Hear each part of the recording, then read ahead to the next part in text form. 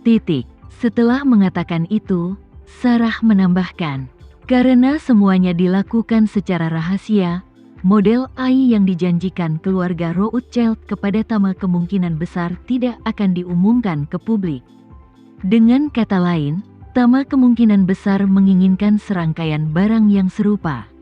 Tapi keluarga Rothschild tidak akan melakukannya untuk tujuan komersial.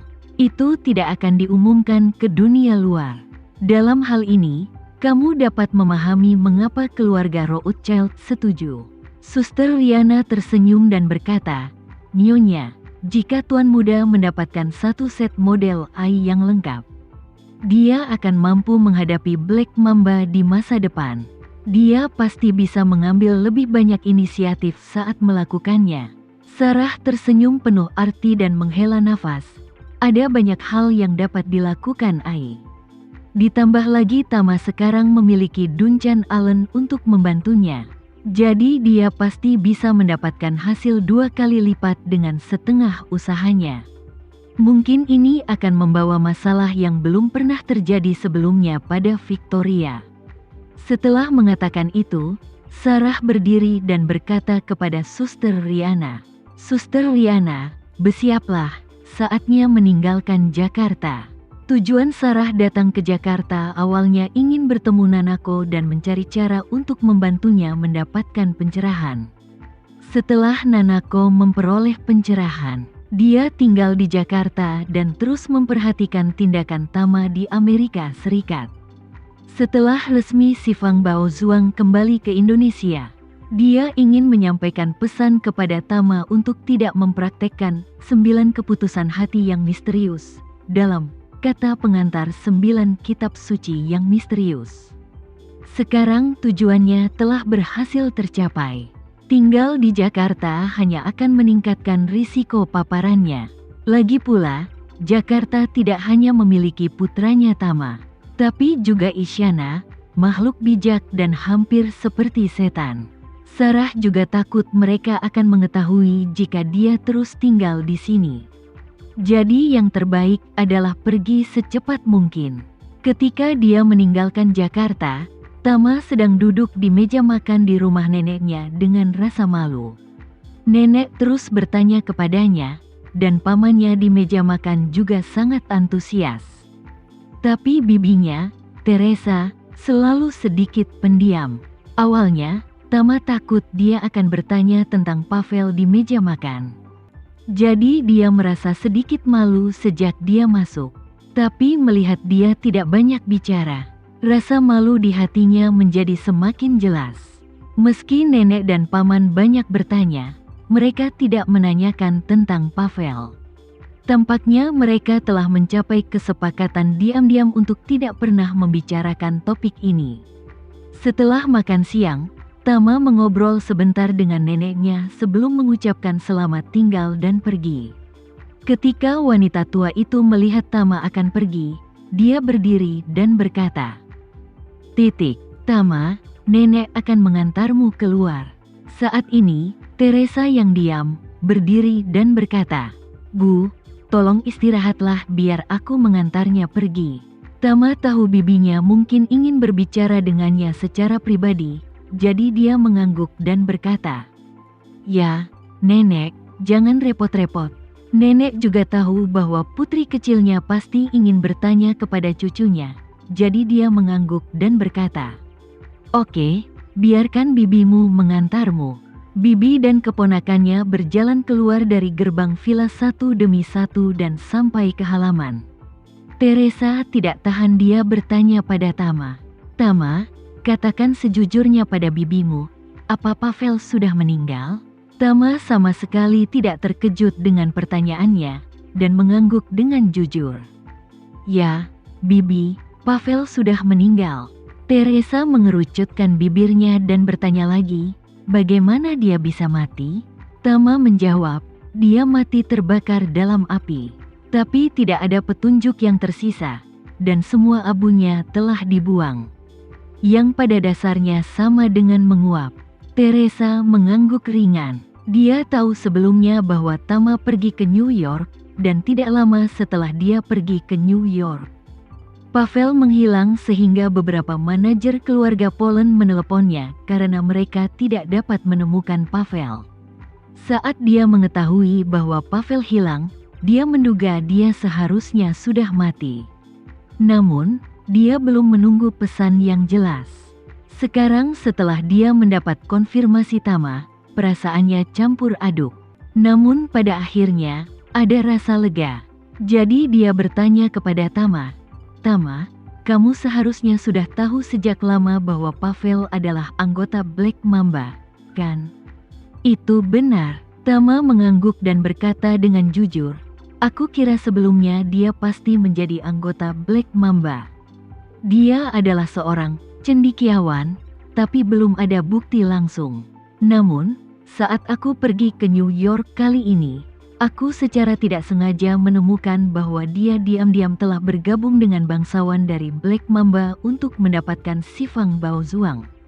Jadi aku mencari kesempatan untuk menangani keduanya."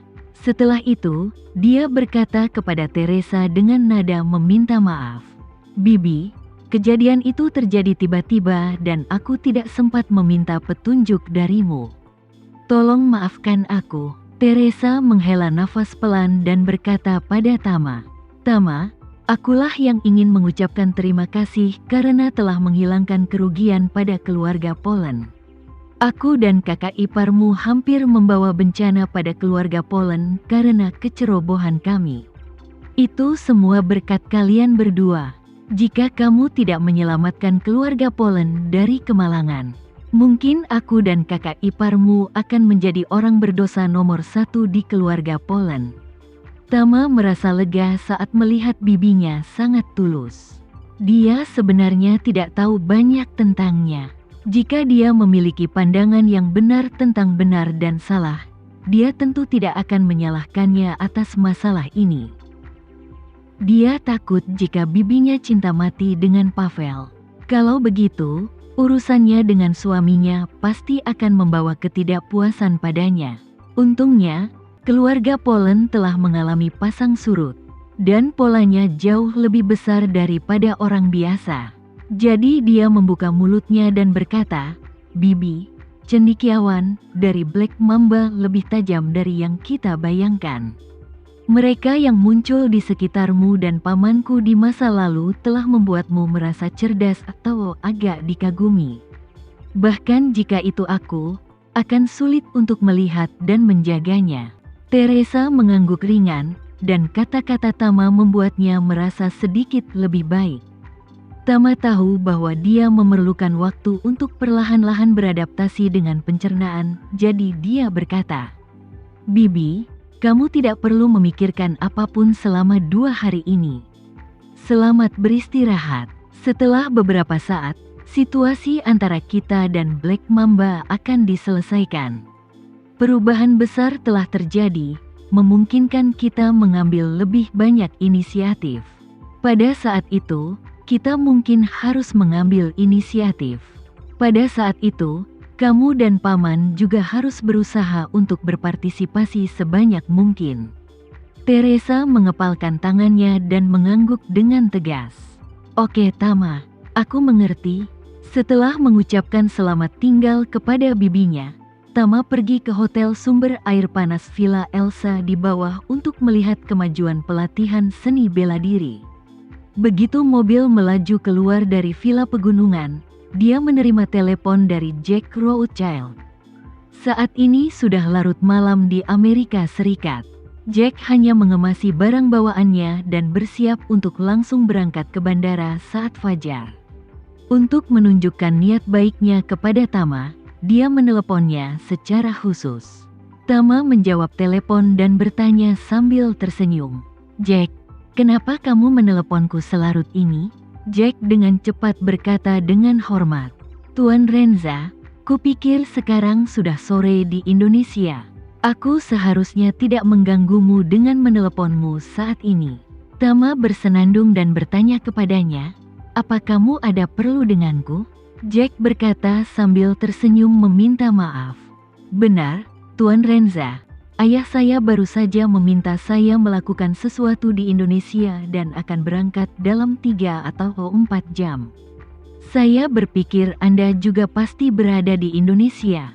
Jadi aku ingin bertanya apa itu nyaman bagimu. Saya ingin mengunjungi Anda secara langsung. Petik 2. Mengunjungiku. Tama tersenyum dan berkata, bukankah kita sudah sepakat soal bisnis? Berperilaku baik saja. Kenapa repot-repot datang menemuiku? Jack buru-buru berkata, Tuan Renza, saat ini aku sangat setia padamu. Dalam pikiranku, kamu seperti mercusuar kehidupan. Jika saya datang ke Indonesia dan tidak melihat Anda, saya akan merasa sangat menyesal.